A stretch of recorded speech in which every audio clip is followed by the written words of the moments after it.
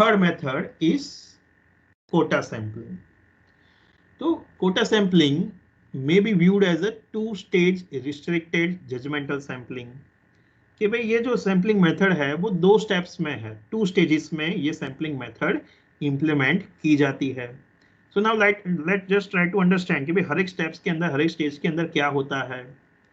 तो in a first stage it consist of developing the control categories of quotas of the population elements.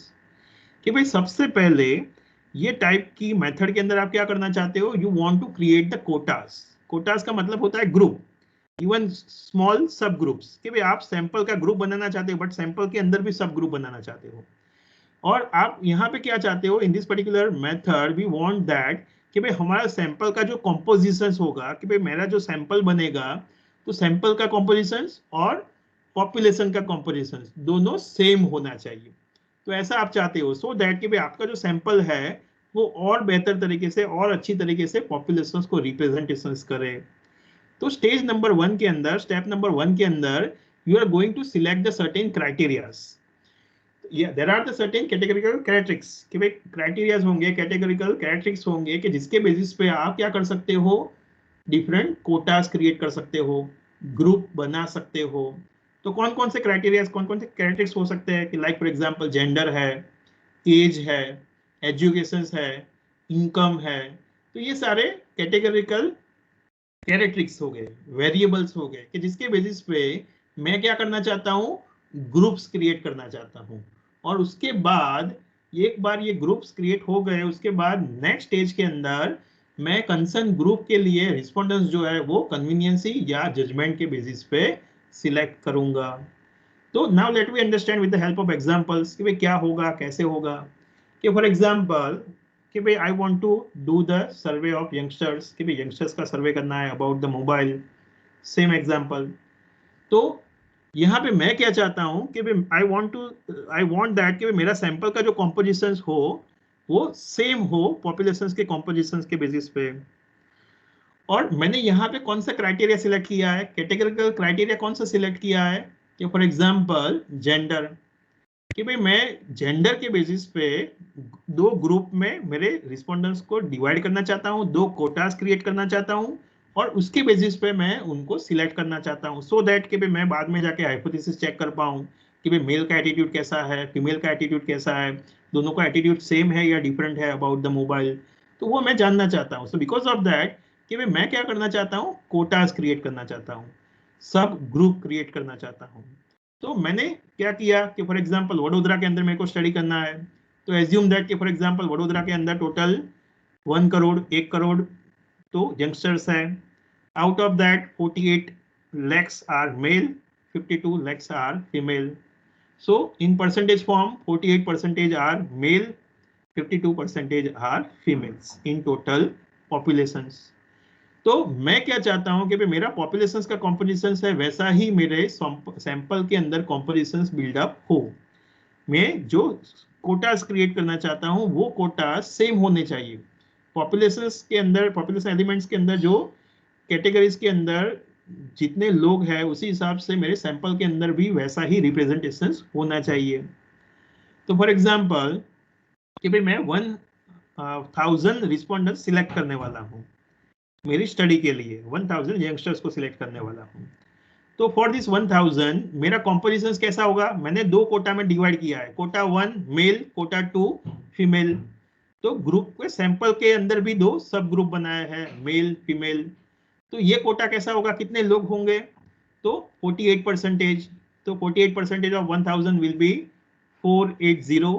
तो मैं 480 mail को contact करूंगा, उनसे questionnaire fill up करवाना है.